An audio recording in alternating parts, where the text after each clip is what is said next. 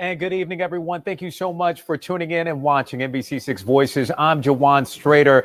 And most importantly, before we begin our broadcast here tonight, we want to wish all of our veterans a happy Veterans Day. We want to thank you so much for your service, those who are here with us and those that have served and those that are not here with us.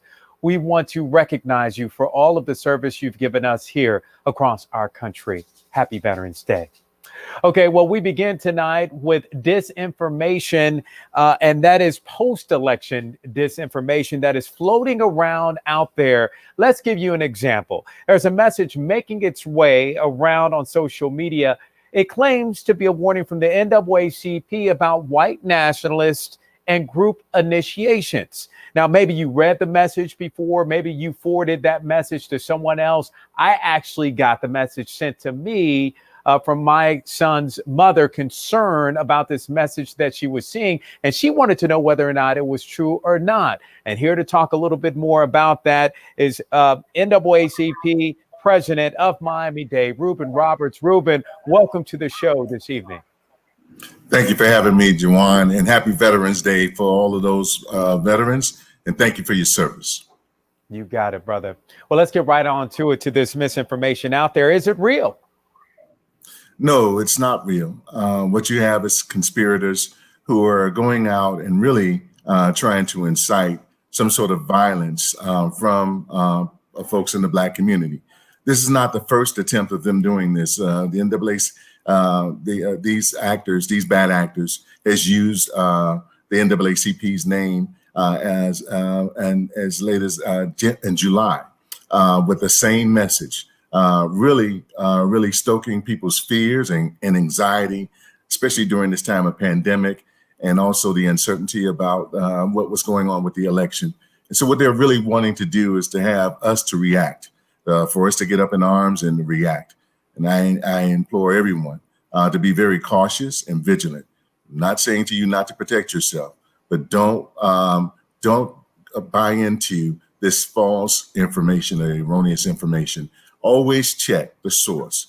You can always contact the NAACP, the Miami-Dade branch. You can dial 1-877-NAACP-09. If there's any information regarding the NAACP like that, you can check with us, and we'll definitely make sure that we share the appropriate information with you. Okay, Ruban, why are these messages so dangerous? Why are they so dangerous?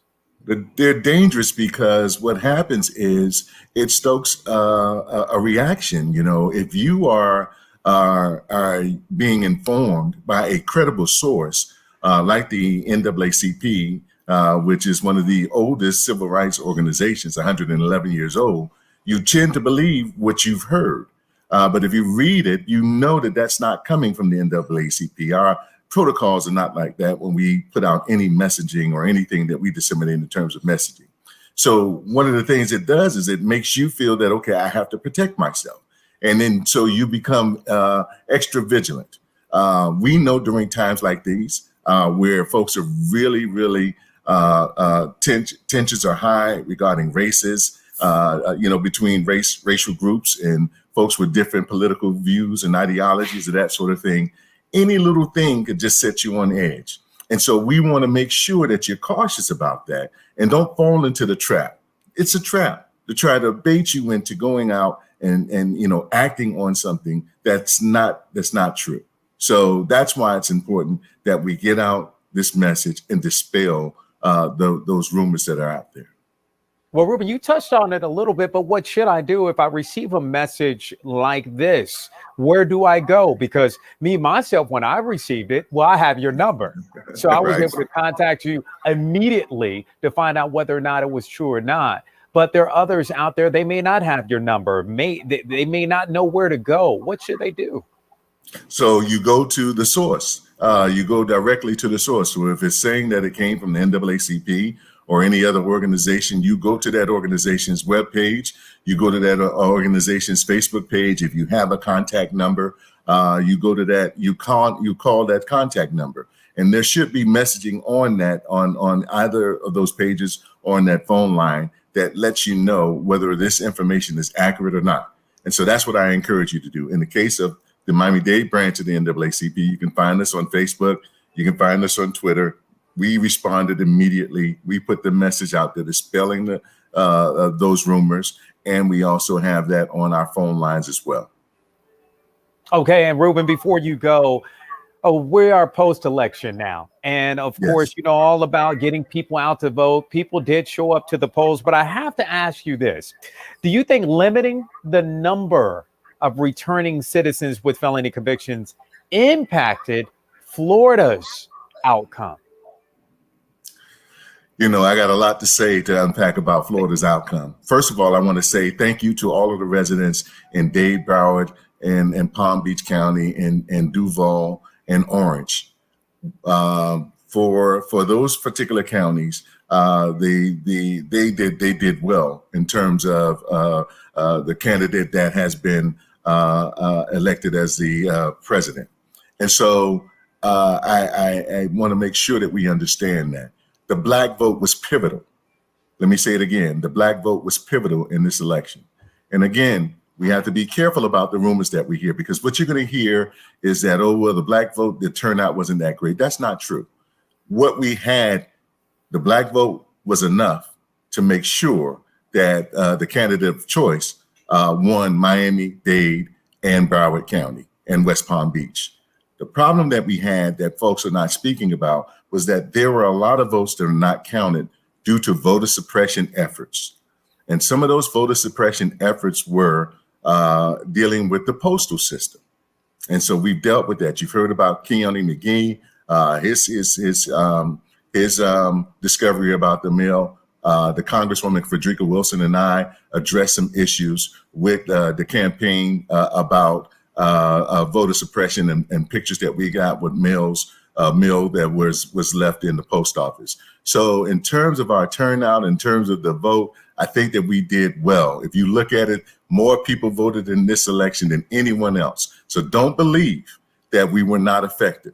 Listen, the only reason why we have the results that we have today is because of the turnout. The only way that you beat suppression is you have to turn out in masses. If we did not turn out in masses, we would not have the results that we have today. So for every vote that was suppressed, we put 2 or 3 more votes in. But imagine if all of the votes were counted. Imagine if every ballot that was mailed in, if every ballot was mailed in, I believe Florida would have went a different way. All right. So basically, don't believe the hype, as we would like to say. Ruban Roberts, thank you so much for joining us for this all-important conversation. We really appreciate you, brother. Thank you. Thank you. Thank you for having me. You got it. You got it. And President Trump, as you heard from Ruban Roberts right there say, he didn't win re-election, but he did win Florida's 29 electoral votes. The president and his party also racked up other victories across the state as well. And those wins, despite Black voters overwhelmingly supporting the Democratic Party. So joining us now to talk about what's next for voters of color is State Representative Dotie Joseph. She's a Democrat representing the state's 108th House District. Dotie, thank you so much for joining us. How are you doing? My pleasure. As far as how I'm doing, listen, we're almost there. We need to wrap up Georgia. We need to wrap up Georgia. Okay, let the recount begin, right? All right, well, let's go ahead and talk about a little bit about what Ruban was talking about there. We're going to kind of continue that conversation in regards to the Black vote. How important was the Black vote in this election? I mean, the Black vote was pivotal, right? So whether we're talking about, I want to talk about these marginalized communities in general, the ones that we take for granted, the Black vote, the brown vote, Miami-Dade brown voters was a little mixed. Those communities, Native American voters, when we look at the impact of these votes in all of these swing states, they were the difference makers in those heavily metropolitan communities. And we see that, like, there's a great example of that, of what we see in Georgia as a result of Stacey Abrams organizing there. But, we have people here in Florida who are doing their darndest to make sure that people turned out. And in light of that voter suppression, our numbers were extraordinary. So don't let anybody tell you that the Black vote did not turn out. It did. But in some places, like here in Florida, it just wasn't enough to overcome the messaging war that was waged here with just basically misinformation. But in terms of doing our part to show up, the Black and brown community definitely show up. And I saw lots of people, lots of activists organizing, doing their own thing in and outside of the party to make sure that people showed up to counter what we knew we were going to be expecting in terms of voter suppression.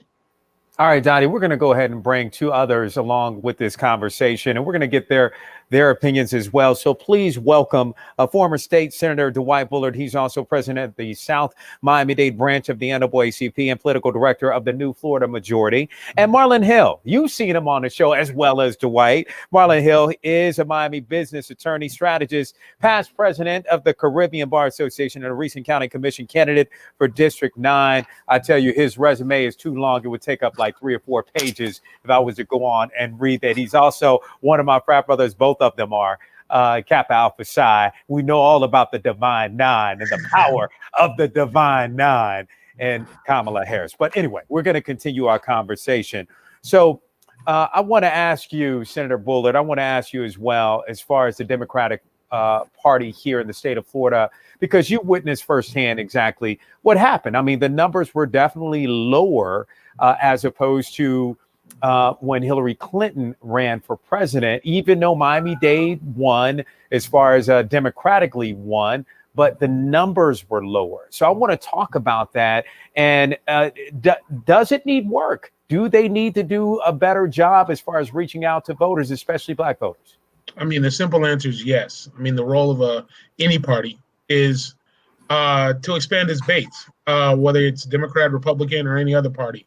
You're looking for increased membership. And so when you have a high turnout year like we've had in 2020, it's critically important for parties to make sure that they can account for what that expanded electorate looks like. And so there was I think a critical miscalculation on who was performing, which communities were coming out, and how they were voting. I think polling as a whole is something that needs to be a reckoning in terms of how people are polling, who they're talking to, who are they calling to ask these questions to, because there was a lot of misinformation through the polling process as well. So there are a number of issues that need to be fine-tuned, overhauled, dismantled and put back together as it pertains to how we do Democratic votes in Florida. Brother Marlon Hill, I want to ask you pretty much the same question. What changes need to be made within the Democratic Party? We have to meet the voters, Jawan, wherever they are. You have to go directly to the voters. The Black community in South Florida and Florida as a whole is very complex, multi-layered, and you have to go to those different layers, right? There are 3 main layers. You have the generation that signed a charter for the city of Miami. That's Dwight's layer. Those are from the Bahamas. We're all African Americans, but we have different layers. You have Joseph's layer, Haitian American. You have my layer, the English-speaking Caribbean. Those are the 3 main layers, but you have to meet the voters directly where they are. And the Democratic Party does not have a monopoly on Black votes. Let me just say that, even though they are connecting more in terms of including issues that are important to the Black community. You look at Leon County, Duval, Hillsborough, Seminole County in Orlando, and South Florida, all those counties are blue. And I would say the Black community drove that percentage quite a bit with regards to the turnout, but we have to do more. And it's also generational too, as well, Jawan, in terms of young African Americans. They have different issues and a different way that you have to connect with them as compared to older African Americans across the state. They are a little bit more tactile, and COVID-19 definitely impacted the way in which we were able to connect with those constituencies over the last 6 to 8 months. Well, Dotie Joseph, I want to ask you, does the Democratic Party take those votes for granted? So let's break down what the Democratic Party is, right? Because we like to refer to it as a monolith, but the reality is there are lots of sub-entities within the larger Democratic Party that operate independently of each other. And that's probably part of the issue, right? So we have the DNC, which operates on the national level. We have the Florida Democratic Party, which operates statewide. We have the local DECs, like in Miami-Dade, we have the Miami-Dade Democratic Executive Committee, and they all operate independently. At the state level, we also have House Victory and Senate Victory, who operate as part of this larger construct that we consider the Democratic Party. To answer your question, I think some elements within the party have not focused on certain communities, and including the Black community. And, just as Marlon said, there's lots of subgroups within that community. But I know, for example, the Biden campaign made extraordinary strides in making sure that they were doing that outreach into the Black community, in terms of making sure that the staff was diverse and that there was representation and that the messaging was there. And they put forth robust policies that you can still find online, both for the Black community and even so far for the Haitian American community, which is unprecedented. So I want to acknowledge that.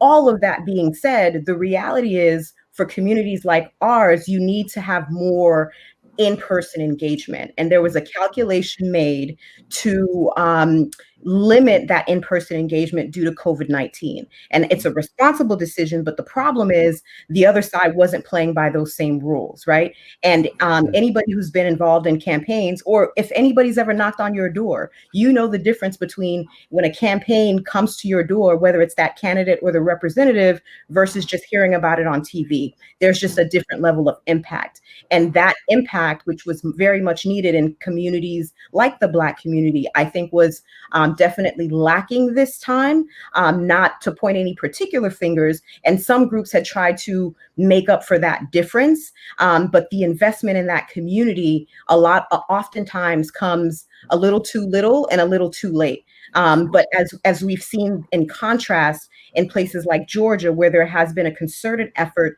to build and mobilize that base more consistently and throughout, you see the difference in the outcomes. So, Dwight, I want to ask you, because we had you on the show right before the election, and you were talking about the efforts and the unique efforts you were making in order to try to get out the Black vote. One, do you believe that Black voters did turn out here in South Florida? Do you believe Black voters did turn out? I don't know about record numbers, but do you believe they did turn out? And then I want to ask you, as far as in regards to what different approach will you take 2 years from now in our next election? So Black voters did turn out. Let's be clear, and they turned out in record numbers. The Black turnout in Florida exceeded the 2016 numbers for Hillary Clinton. They came very close, if not exceeding, the 2012 turnout numbers for Barack Obama in terms of raw numbers, right? Here's the catch. Black people are not a monolith, as has been established. But more so, what we don't understand about Florida is that Florida, of the larger states, has the greatest number of non-party affiliated voters of the big three states. That includes California, Texas, and us. And so when we're thinking about how we approach the Black voters, you have to understand, as Marlon pointed out, you meet them where they are, but also understanding that people take different approaches to various issues differently. You saw what happened with 50 Cent, the conversations with Ice Cube around taxes. Black people are concerned about taxes and what what the impact are going to be with the economy. But there was also a plethora of misinformation that was being distributed and disseminated around our communities. And that's another issue. To your previous conversation with Ruban, we have to do a better job. When I say we, the collective royal we of Black people involved in the political process, to dispel any rumors and misinformation that are floating in our various communities.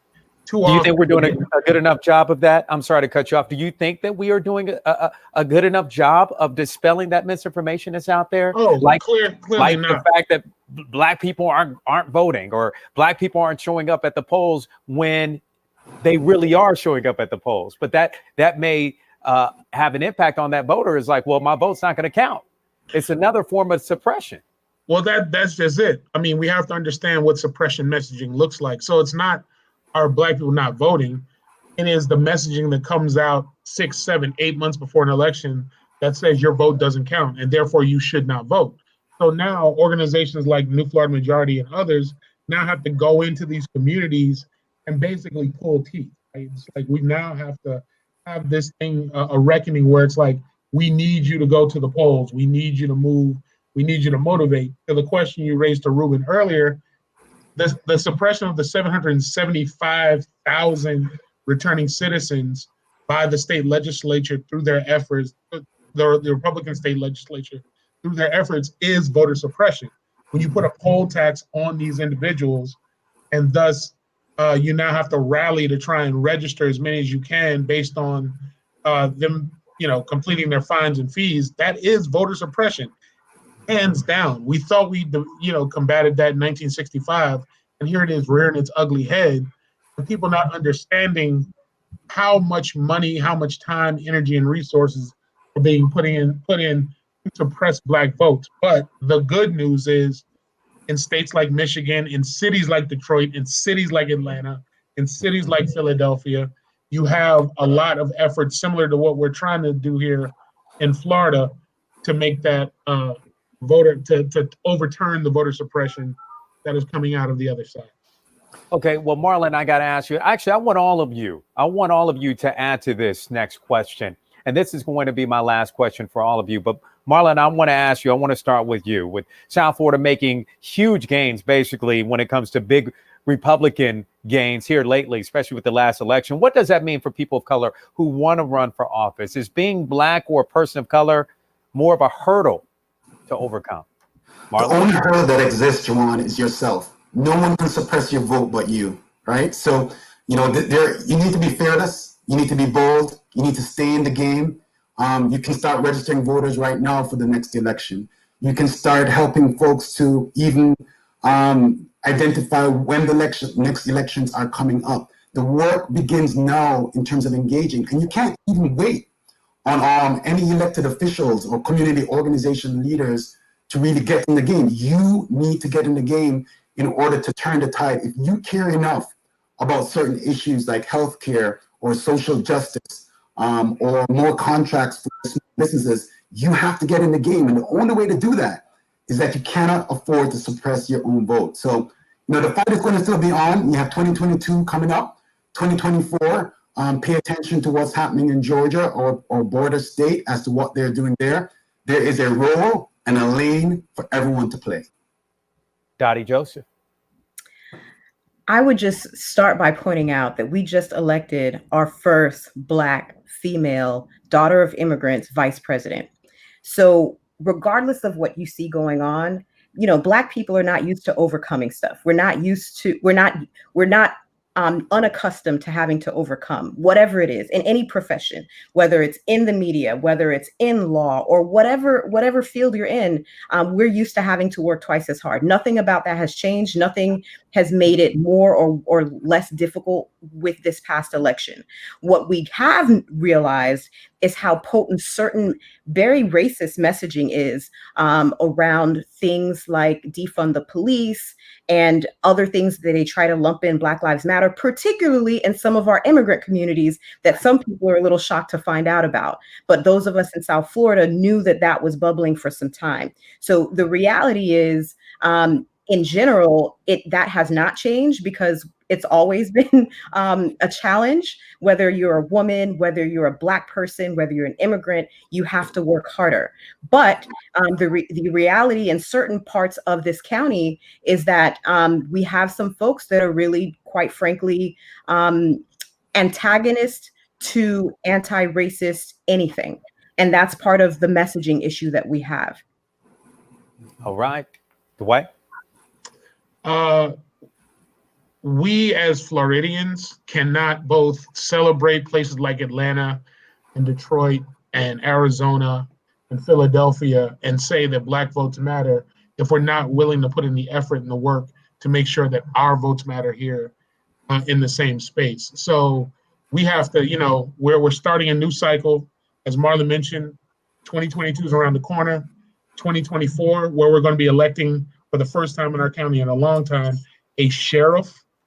Let me say that, and for all those criminal justice advocates out there, the idea of elected sheriff can be both, mobilizing, but very dangerous, especially for the Black community. So when we think about those kinds of things, your vote is extremely important, especially in down ticket races. We elected a progressive mayor for the first time in a long time here in Miami-Dade County, and that was very much due to Black turnout in spaces like Richmond Heights, Miami Gardens, and Liberty City. So it's critically important for us to remember the importance of our vote at all times, in all elections, and in all things. All right, Superman has spoken, the man of steel right there, Dwight Bullard. Thank you so much. I really appreciate you, brother. Representative Dotie Joseph, thank you for your words, your inspiration, and your service. We definitely appreciate you. And my brother Marlon Hill, keep doing what you're doing. Of course, all of you're all welcome to come back and join us for more conversation on these very important issues that are needed to address some of these things that are happening across our community. We really appreciate you. Thank you so much. Thank you so much. You got it. Well, finally tonight, the backstory to a post you may have seen on social media. Now, take a look at this post. We're going to try to pull this post up.